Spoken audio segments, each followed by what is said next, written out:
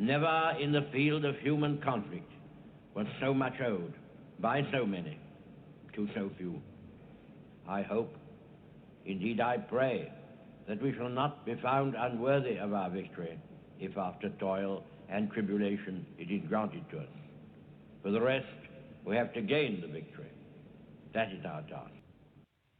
Let us therefore brace ourselves to our duty, and so bear ourselves that if the British Empire and its commonwealths last for 1,000 years, men will still say, this was their finest hour.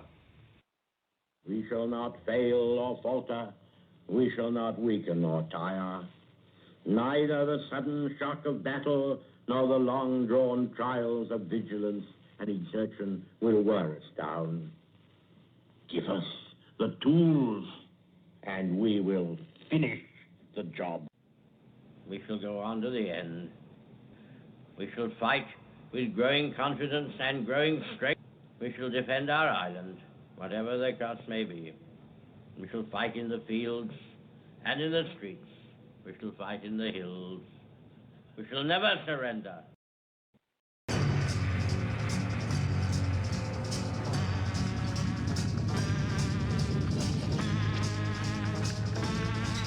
Thanks for joining me. My name is Dave Miller. I am the Unpleasant Blind Guy. In the month of June 2017, the followers of Muhammad worldwide celebrated their quote-unquote holy month of Ramadan by killing over 1,500 people and injuring many more. At the same time, the new civil rights movement across the planet was rallying in peaceful protest to Mohammedan barbarity. One event took place across the United States of America where concerned citizens rallied in opposition to Sharia law. On the June 15th episode of the English Defense League radio program, which you can currently hear on Thursdays and Sundays at 3:30 p.m. Eastern, host Jeff Mitchell, panelist Jan Rennie, and I had a discussion with photojournalist Carrie Donovan about the anti-Sharia rally she attended and about other issues of importance to people on both sides of the pond. It's a great honour and a privilege to welcome back Carrie Donovan, and she will be discussing the anti-Sharia demo in North Carolina. Once again, Carrie, welcome back, my dear, and I hope you're well. Hi, Carrie. Thank you. Hello to everyone. I'm doing very well, thanks. Excited to be here talking to you. Oh, well, it's always good to have you here, Carrie. Oh, my goodness me, so many stories is out there at the moment, isn't there? It's such a busy week with the devastation we're seeing over here and the things going on in the United States. My goodness me, the world is in a turmoil, isn't it? It is. We have our fingers on the pulse, good or bad, right? We know what's going on.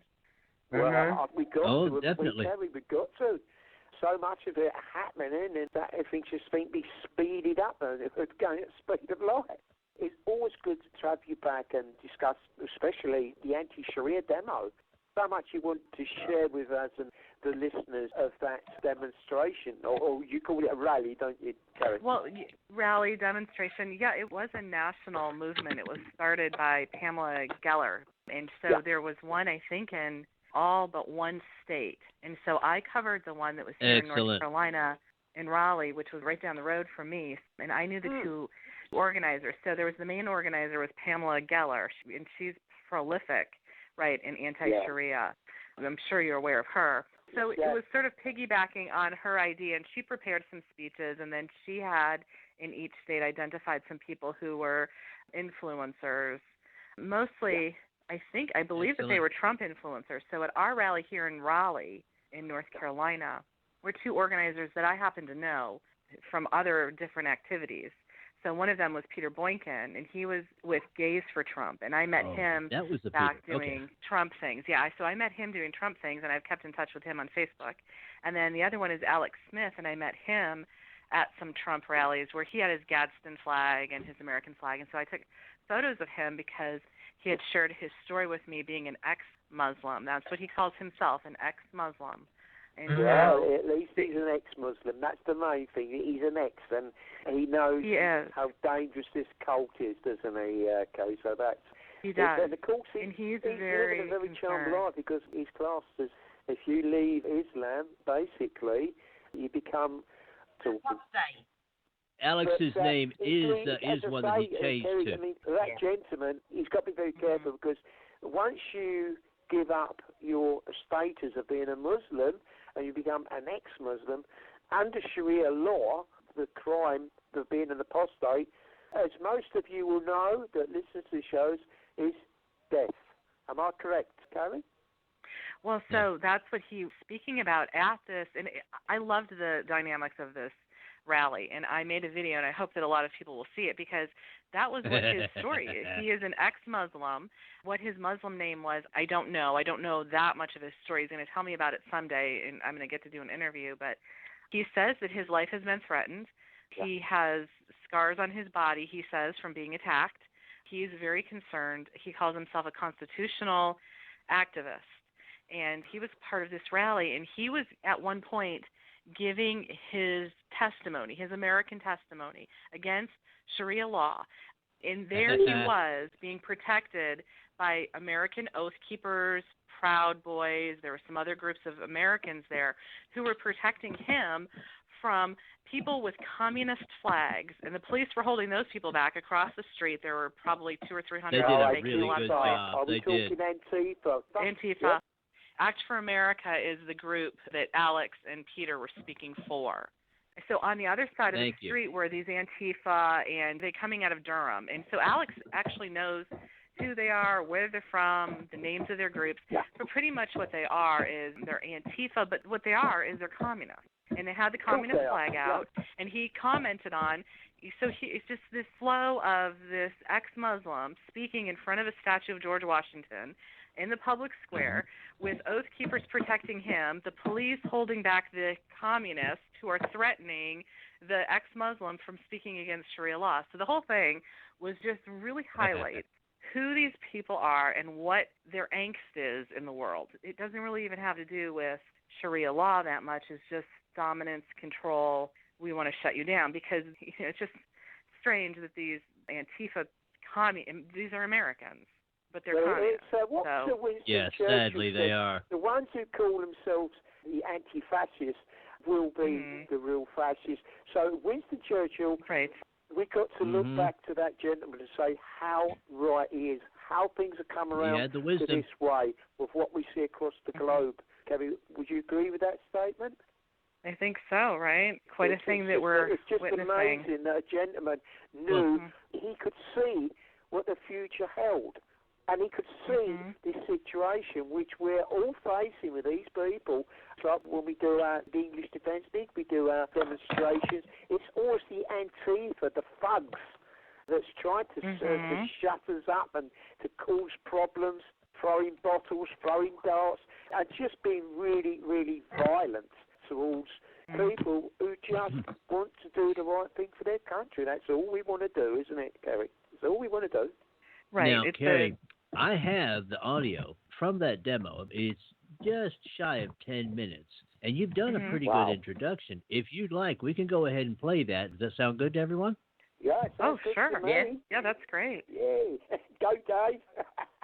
All right, here we go, guys. This is the anti-Sharia law demo, at least bits of it, that took place in North Carolina. And as Carrie said, there were these all across the United States. So here we go, guys.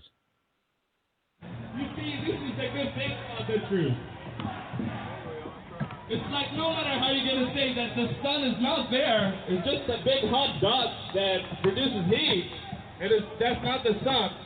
It won't make it true, right? It's still going to be the sun.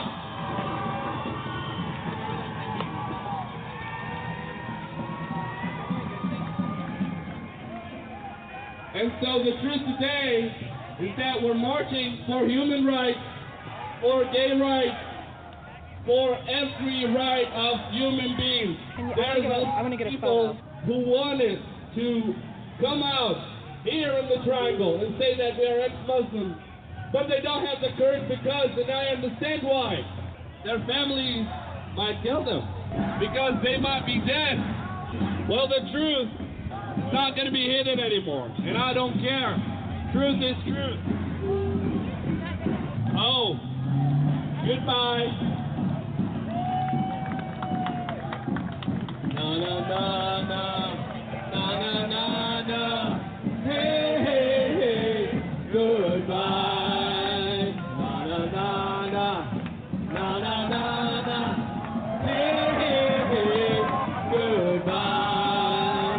Say goodbye, folks. I think their punch card is they got to go punch out. They're running out of fees. Only got paid for 2 hours. Hey, yo, and last question.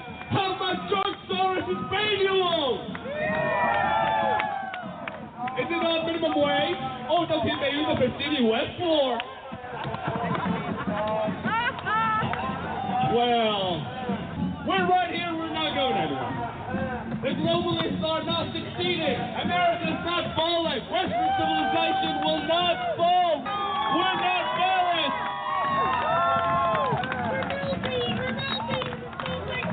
I think their camera batteries are running bad. They're running out of battery.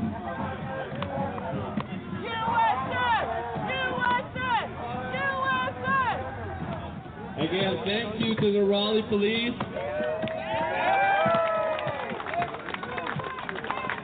for keeping the peace, for staying at night, for our security. Thank you for the housekeepers. Thank you for everyone who showed up here. No matter what your race, what your religion, you stand for America. Okay. Thank you also to the North Carolina State Troopers, also to the sheriffs who showed up. We appreciate it. You provided security for us. Thank you. Now turn it back over to Alex.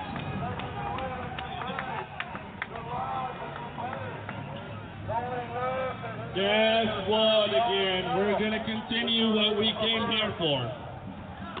So, why are we standing against Sharia again? Top 10 reasons. Sharia law is incompatible with American law. First, jihad.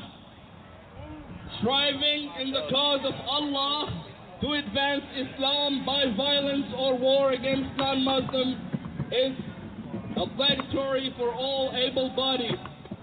Reliance of the traveler, SIC 0913 and Quran verse 495. 2. When a person leaves Islam, apostate, he deserves to be killed. Now why am I deserve to be killed? Because I'm for women's rights, I'm for people's rights, I'm for freedom of speech, I'm against jihad. Is that why? It's because I don't want to see anybody get hurt. 3. 1/8 of zakat, 5th, is allocated to physical jihad, reliance of the traveler again, SIC 817 and Quran 960. 4. Any speech deemed offensive, and that's what they're trying to do. And so as we said here before, we're not against anyone. We're not against any race. We're not against any creed. We're with all people who's standing against this barbaric law. But what they're trying to do is like what they did in Canada, trying to shove Islam to the racial justice plot. So when we stand and speak, not against people, we're not against anyone. We are with everybody. But when we stand and speak against this hateful ideology, we will be called racist. And by law, if we live in Canada now, we'll go to jail. And this is what they're trying to do. Any speech deemed offensive to Islam or Muhammad, remember, the same guy that they was just speaking about, the guy who married Aisha, she was 6, and then he raped her when she's 9. Okay, we're not allowed to speak against her. Under the threat of punishment as severe as death penalty, Sahih al-Bukhari 3106. Female genital mutilation, and some will say this is not religious, this is not in Sharia law. That's not true.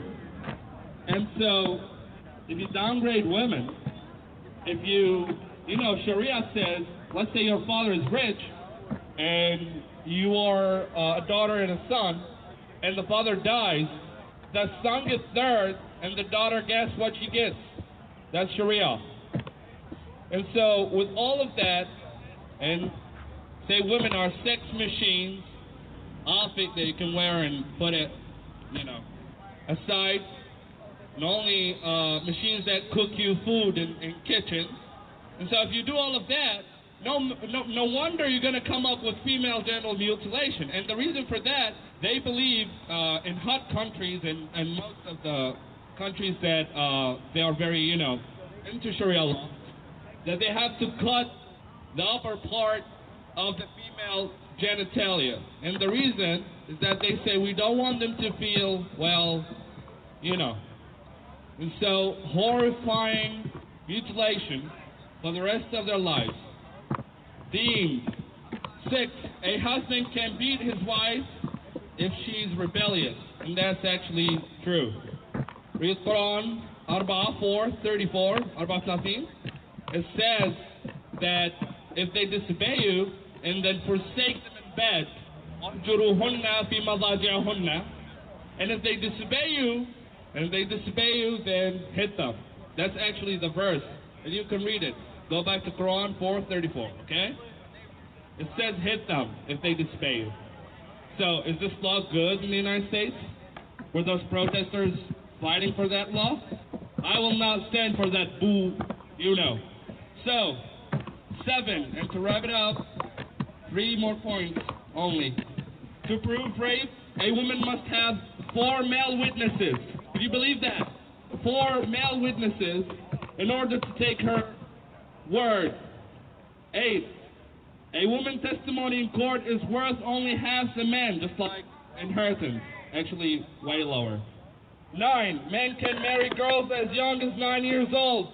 And you go back to the so-called prophet himself. With all due respect to everybody, people, not hateful ideologies. With all due respect to whatever you believe in, as long as what you believe in does not teach you to kill me and hurt gays and others.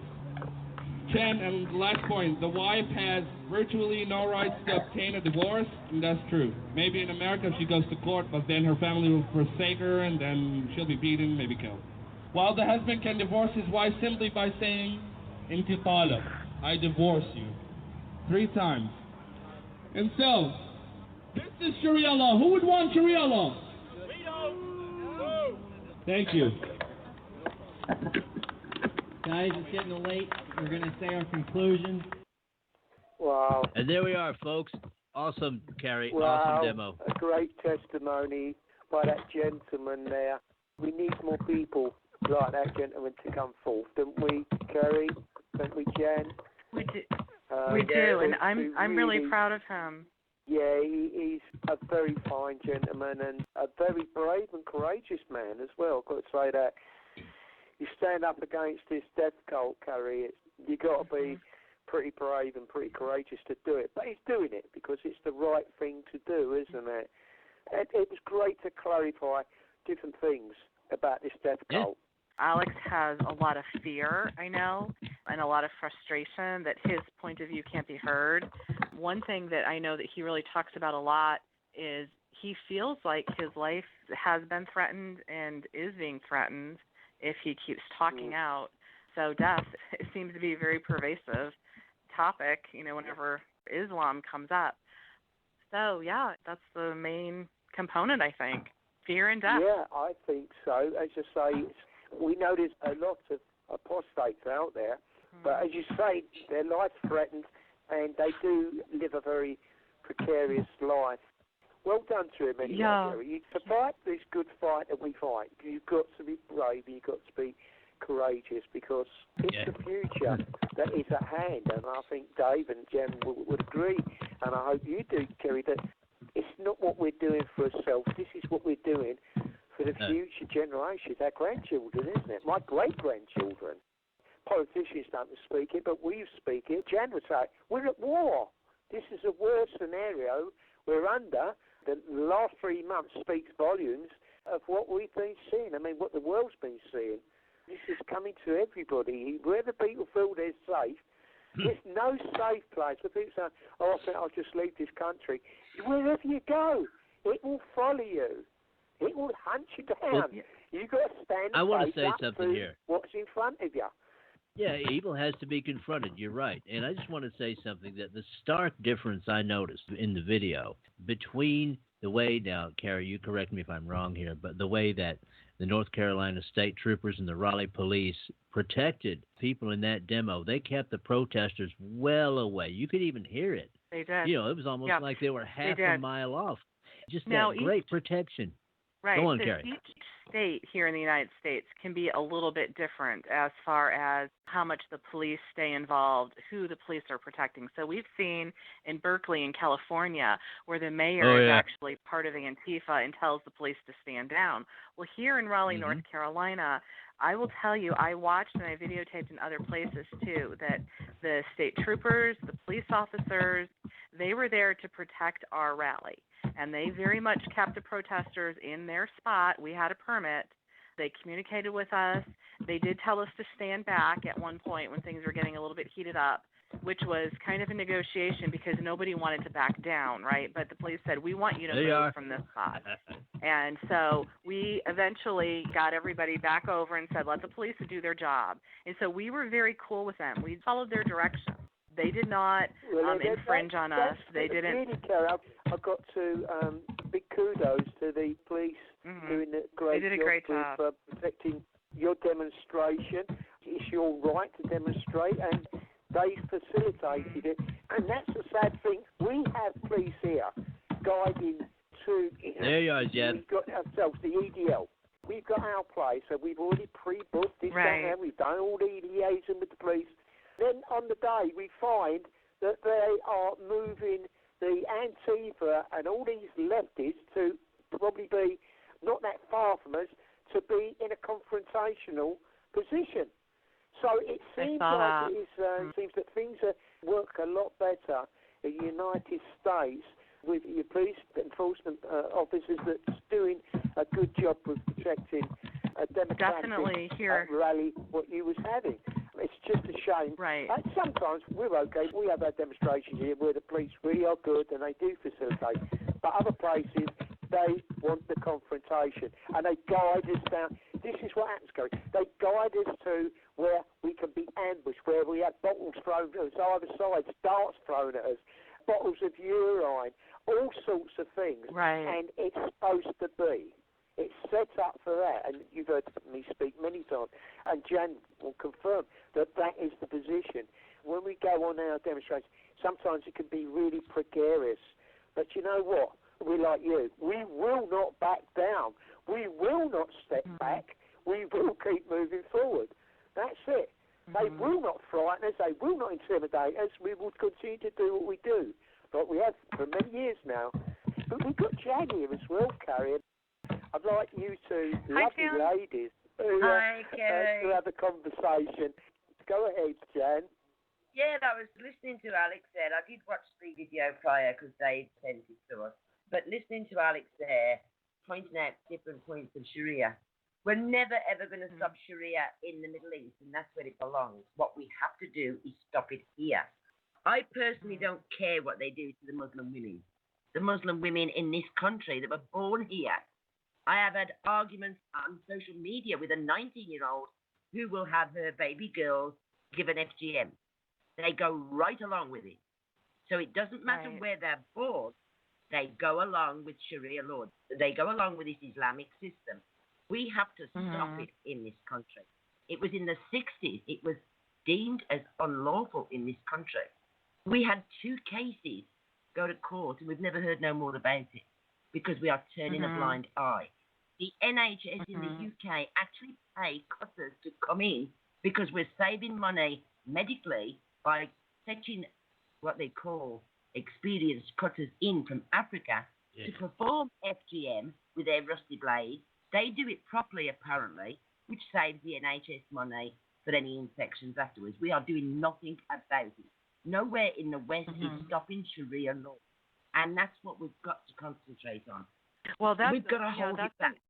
That's an interesting topic because here in the United States, at least, and at the rally where I was, you mentioned that topic, and it will cause women to get themselves in the game quickly. Women do not like this topic, and it almost is like lighting a fire under them to mention female genital mutilation, and you will watch American women start fighting. It is a fighting matter here, and that is what happened at this rally. But not when the that liberals. topic came out.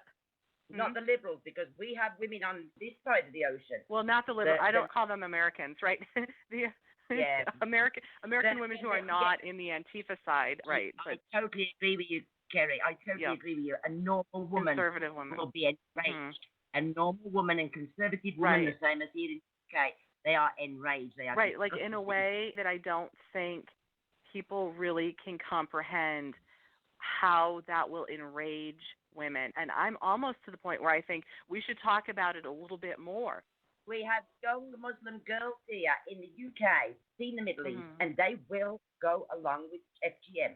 They go along. Yeah. We have women still in their own door. Well, they don't actually. They sit around and have a little tea party and discuss how their daughters are going to be honor killed. It is a female decision. The men carry it out. But it's a female decision. They actually have a party, like what we would have a tea party, and discuss how that child is going to be murdered, or sister, or auntie, cousin. They discuss it. Yeah, that's just so barbaric. So barbaric. They are discussing. Yeah, go ahead. Going back to informing people, so I watched the media who was there set up, and they refused to cover Alex. They refused to mention him.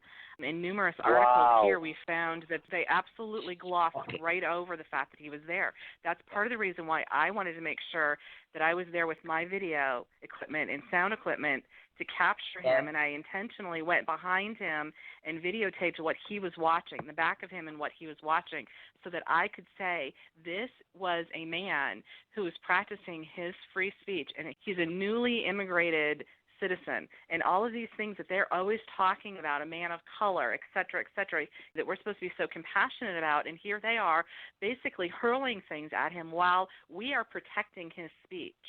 And I made sure to make that video, and we put it around. Yeah. I actually was on Twitter yesterday, I think, and I was just kind of surfing around, and I was excited because I found that someone had picked up my photos and my video, and they didn't know it was me, but I just said, hey, wait, I took those photos, I took that video, and I was kind of excited because that's why I want to get that out there here in America, at least.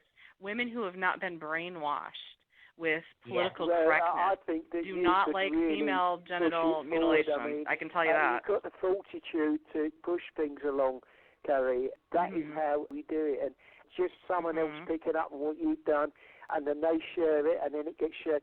This is how you do it. I'm so pleased with the way that you're progressing with things that you're doing, Carrie. Well done. Well, Kerry, thank you. Well done to you. You have now got the bug, and before you know it, you will be going everywhere doing these videos just to make sure they get aired. Well, I have fun doing them. I actually moved from an old phone that I was using, going and finding protesters during the inauguration, to a camera, which has Wi-Fi, and so now I'm getting ready to rock the world with my citizen journalism. With y'all. We have to do it together. We have to do it together. No, you're right, Carrie, but I would also recommend a body cam. Just for those times when you don't want a camera sticking out, I would recommend a body cam because they can be very useful. Jeff and Jan will tell you. Are they, Dave? I don't think they're expensive. But... Not terribly expensive. No. They're less expensive than a really decent handheld camera like Carrie you're talking about, and they can be very useful. Not that you're going to be doing stealthy stuff, but just so that you don't have a big piece of equipment sticking out there that somebody can knock out of your hand or try and steal or anything like that. Jan and Jeff will tell you EDLer's equipment has had that done to it. People have knocked phones and things out of their hands and smashed them and stolen their phones and cameras and things. So it's just another weapon in the arsenal. Right. Yeah. Yeah, and that's how we are all going to get together and rock the world. Yeah. Is by doing these things and then getting them all over social media so that other people will say, oh, let it into their stream of consciousness and start eroding some of these ideas. Like Jan, these poor women, I can't imagine that these poor women are handing their children over for these kinds of, it's enslavement, because we have we have been sexually liberated women do not look at the world in the same way. Yeah. So, Kerry, you know what I think? Because there are men and imams involved and they're watching, and the mothers start doing this stupid chanting like it's some glorious operation going on. The child is screaming in absolute agony. I can only imagine. Right. I just want to cry. I can't understand the idea. I think the men, the elderly men that say this, I think they get off on it, quite frankly. I don't understand crude. Right, they get off on it. Some devious sexual kink in the brain. They're sick bastards. And it needs to be... It's all about male domination, isn't it, within the Muslim world? It's all about women domination. too. I mean, look at Linda Sassor or whatever her name is over here. What I'm starting to realize is it's not just about male domination. It's about domination and control of an elite group of people. So who is Linda to tell us? I thought it was interesting. Courtney Love, of all people, got into a Twitter war with Linda Sassor over female genital mutilation, which telling American women, just saying that word, it will cause them. If you go look up, you will see she got into an argument with her on social media. And I thought, I really started to realize, it really occurred to me, I thought, this woman, why does she get to choose which women have their vaginas removed? She made a post, that Linda Sassor, who's in charge of all of these women's marches here, she said, I'm so mad at somebody, I want to go and rip their vaginas out. So it's a revenge. It's a control. You know what I'm saying? So it's not just about men. That is very similar to what one of the daughters of Saddam Hussein said to some professor or teacher that she had when she was going to college in Iraq. You know, they disapproved of her or something like that, and they said that they would see to it that she had her vagina ripped out. So, yeah, very similar. It's a revenge. It's a revenge, and it's a control, and it's a posturing of women are also involved in it. So it is sort of about male dominance, but it's also about female dominance. It's about elite dominance. Just as Jan pointed out, the female dominance. Jan wanted to ask you, as far as the demo goes, what were you feeling at that point during the demo? I was a little surprised that they had as many people organized on the other side as they had, but the feeling that I had from beginning to end was I felt proud to stand with Alex. I don't know his full story, but what I do know is he had something to say that day, and they were trying to shut him down. And I was proud of America that we have people who have come from all over the world, different backgrounds, that can stand in a public square and they can say what they want to say, whether I agree with him or not. He stood there, and people were protecting him, and he said what he had to say. And to me, it's important. It was important work. I felt like, I was in the right place, doing the right thing. I know what it means to have free speech, and I know what people face who are in situations like Alex, where he's being told, if you keep speaking, we are going to kill you. And I get to stand next to somebody who said, that's okay, it's more important to me to say what I need to say. So, I was very satisfied that the day went off without a hitch. The protesters ended up leaving a good hour before we did. So in a way, we won. Free speech won. Americanism won. I feel like, I was able to get some good footage to spread around to help inform the world about what's going on in Great Britain with Sharia, what y'all are doing. So I was very satisfied with spending my time doing that. You should be satisfied. You are now a pioneer of the movement in the USA, so you should be very proud of yourself. So, when you was doing it, was you pumped up? Was the adrenaline rushing through? Because I know yeah, when we've done demonstrations, right. You're alive, if you know what I mean. It's just an amazing feeling. So I was wondering if you've experienced the same sort of thing as myself and Jan. I love photojournalism. That we go to. So I was wondering if you're feeling the same. Yeah, I love going to these rallies, whatever side I'm on. If I'm working quote-unquote undercover, even if I'm filming the other side, I really am thrilled to be a part of people going out and doing something. Now, when I was a kid, I used to wish that I had been alive during the protest movements, and that was when I was sort of a progressive, right? I kind of laugh at myself thinking, well, here I am now. To me, it is a thrill. It's a thrill to be in the public square where people are talking about different ideas. I like to be challenged sometimes, too, a little bit. I mean, I know who I am. I know where my faith is. I know all of that, but I like to hear new ideas. So that's thrilling to me as well, as long as people are being nonviolent. I don't like the violence, of course. No. But it is exciting to be...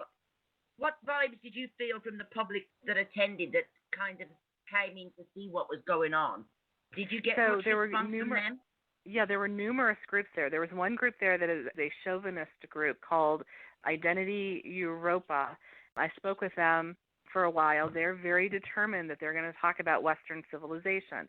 There are the Oath Keepers there who feel very determined that they were going to protect Alex and Peter. By the way, Peter was there as a gay for Trump. He also spoke about Sharia law being thrown from buildings and things like that, things that he had to face. So the Oath Keepers were very determined.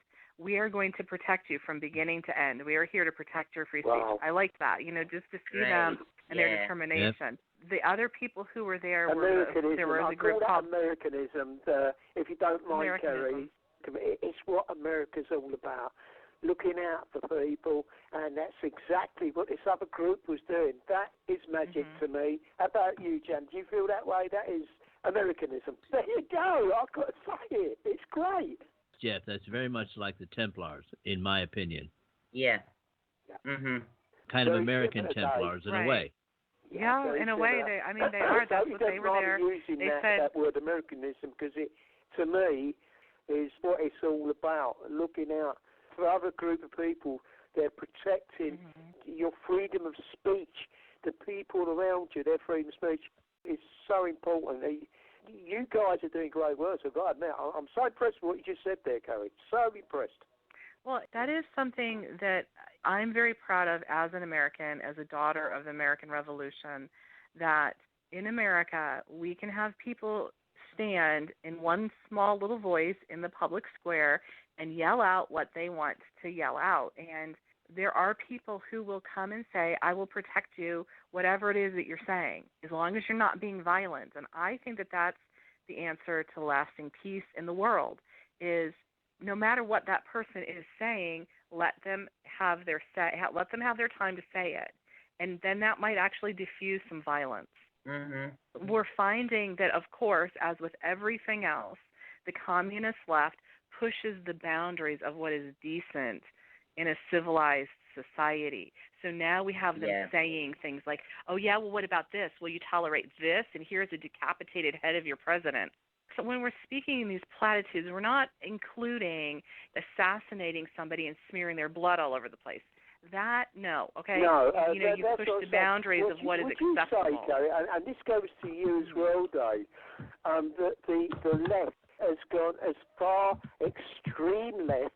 When you talk about extremism, I would say that the left in the United States at this moment in time has gone as far to the extremist left as you possibly could, apart from revolution. An all-out war against the Republican movement.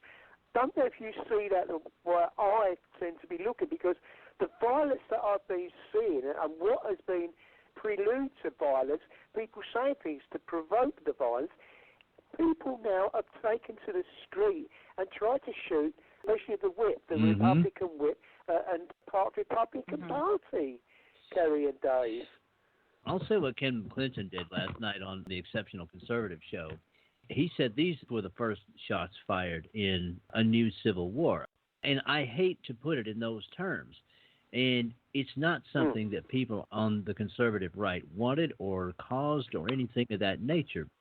If you look at how the terrorist in Alexandria was radicalized over the years, and we discussed this before the show, it was very much as Muslims are radicalized. All over the guy's Facebook page, there was all this stuff from Nancy Pelosi, used to be basically the leader of the Democrats in the House of Representatives, and all these other prominent Democrats basically calling Republicans or anyone right of center evil and all this other kind of stuff. And by the way, for those who don't know, and I'll give Jeff this for the chat, this terrorist really did like the camera. All right, he was actually interviewed at an Occupy rally 6 years ago and talking about how they have to stand up for the 99% and all that mess. Actually, he was interviewed by the local Fox station, wherever this was. So this guy had been in this for a long time. He'd been involved with Occupy Wall Street. He had been involved with the extreme left. He was indoctrinated, and Jeff, there you go. That's for the chat. People can look at that. It isn't much. That's why I didn't record it for the show. But just like a lot of Muslims, just like any Muslim that would be a part of Hamas or attend a mosque where the imam was preaching hate, which pretty much all of them do, that's how this guy was radicalized. And he became cannon fodder, a soldier for the progressive left here in the United States. And I really think that we're at a very dangerous pass right now for the peace-loving people of this country. And I'll be interested in hearing Carrie's view on this. Well, I heard Ken say that on the show last night, and I thought that was his opinion, which he's entitled to, and you know that I love Ken. He's one of my favorite people. I'm hoping that it's not a civil war, but I can be kind of Pollyanna sometimes, so take that for what it's worth. But what I'm seeing is, because all of our filters for what is decent in a civilized society have been removed, and there are no consequences whatsoever for these poor behaviors, they keep getting more and more extreme. And these are people who desperately need attention. They want attention. They want you to know that they're violent. They want to see how you react under their dominance. They are sadistic. They are very ill people. What I'm hoping for is a little bit more law and order. Like if I'm raising my children and I see that they're going off the rails on a crazy train, I'm not going to let them have more open borders, more open everything, less consequences. I'm going to give them more consequences so that I can say to them, you're going off in the wrong direction. I don't want you to become mentally ill, right? And think there's no consequence. So that's what I think mental illness, no consequence. So I was just reading an article about 200 protesters in D.C. who've been brought up on felony charges for protesting, and that's something that has not been, it's unheard of, and Trump is laying down this law and order. Well, it's like daddy's home. We have to have some law and order restored back. And some of these poor people, some of these poor young people who they need those boundaries, like our children, when we're raising our children, they crave boundaries. They want to know, where is it crazy? Yes. Where's the edge? Yeah. The only way anybody knows where the edge is when they go over the edge. It's like, I'll help you. I'm here to tell you, do not go past this line, right? This is what is not acceptable. So what I'm hoping is with President Trump, we're going to have some more law and order, and that is what he's doing. Of course, the media is not covering any of that because they're busy doing all kinds of other crazy things. But those kinds of stories are happening. We're just not seeing many of them. But if we search them out, like if you search out right now, there are 200 protesters. People were arrested for protesting, rioting during the inauguration, and they're looking at stiff penalties. So then we need to go, as citizen journalists, this is my idea, and we need to promote that idea. Hey, there are stiff penalties for these behaviors. You've got a line. You have a border. You have a boundary. Don't cross it, right? And that might help to diffuse some of this violence. What I'm hoping is we don't get to a civil war. I hope so, Terry. I do, because you can see a slippery, horrible path that this could go down if it's not stopped in its tracks. I think we would all agree there that it's got to be stamped out very firmly, and there's got to be some maybe serious prison sentence. I don't know, 5-10 years in prison for violence or something like that. This might stem the disorder, breaking up, smashing property up, things like that. I don't know if you agree with that, Kerry, but I think so. You've got to have your law and order, as you said, Kerry. I'd like to weigh in here if I could, Kerry. What you said is absolutely right. And it goes to the basic American values. We all, well, most of us, respect the First Amendment, the right to freedom of speech. But we know that our right to freely speak ends where someone else's body or property begins. And that is where the charges are coming from. Trump isn't personally charging people for protesting. Where the charges are coming from is from people who are destroying property and doing harm to other people. That's where they're coming from, and that's where it has to start. As you say, we don't need the law of the jungle. This is an abrogation of polite society, and Jeff and Jan have seen the same thing happen in the UK, the breakdown of polite society. So, yes, I agree with you. It's past time that the boundaries be defined, and those who want to breach those boundaries are properly punished, and to add in, those who are properly punished must be the ones who actually commit the crimes, not people who are peacefully protesting, as we've seen so often with the EDL, who march peacefully, and all they want to do is march, chant, sing, do a few speeches, and that sort of thing. They're out there being peaceful, and they're being pelted with fruit that has razor blades in it, used hypodermic needles, bottles, things of that nature. And sadly, far too often, what the police do in the UK is they do what they call kettling. They'll put the EDL in these little enclosed areas, and that just turns them into targets. And this is not what they did in Raleigh. As you say, the police act differently in different states, of course. But that is the problem. When polite society begins to break down, that's bad. When government begins to assist in that breakdown, that's worse. Yeah, it is. That's a nightmare, right? That's a nightmare. It's as though we are the enemy. I mean, being in this country, Kerry, sometimes you feel that being a patriot, you sort of like what Tommy Robinson, the book says about Tommy Robinson, enemy of the state, because you are standing up against government. You are standing them up against the globalists and the elites out there, and you get targeted for the love of one's country and doing what's right. Jan will say we get targeted because we are patriots.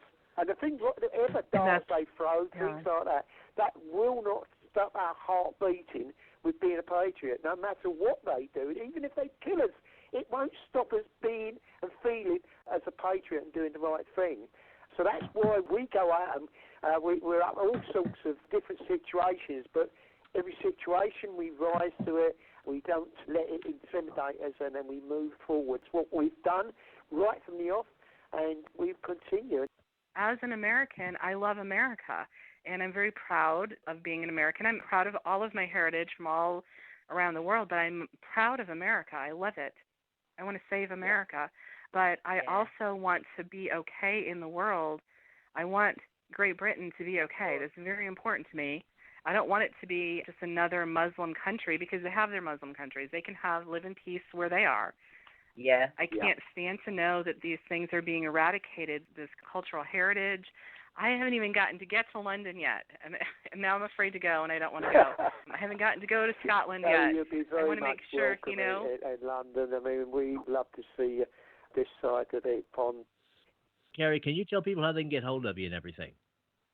Yeah, so I'm on Facebook, Carrie, Kari Donovan, Donovan, and on Facebook at Happit, Happit 1776. And I've been doing a little bit of writing for American Lens, and I had a couple of articles about Confederate flag issues in on Big League Politics. So trying to get some of those things done. Social media, I'm on social media a lot. So, Kerry, you've been an awesome lady, good sharing what's been going on over in the United States, and we look forward to talking to you in the very near future. Jan, I was going to say to you, your final thoughts for this evening. There's been so much we've talked about tonight, but Jan, your final thoughts for this evening. My final thoughts have been a great show. Thank you, Kerry, for joining us. It's been awesome as usual. You are such an interesting girl. Such an interesting life, too. Look me up on the Christian Defence League. Any of the pages will do. We're all over the place. And God bless you all. Stay safe and no surrender. Good night. And no surrender. Jan, once again, thank you for everything tonight. You're an awesome lady with all the great works that you do. Very busy. So with that, I'd like to pass it to Dave. Where can the people find you, young man? You know what, Jeff? I have failed to mention these people, and I really need to do it.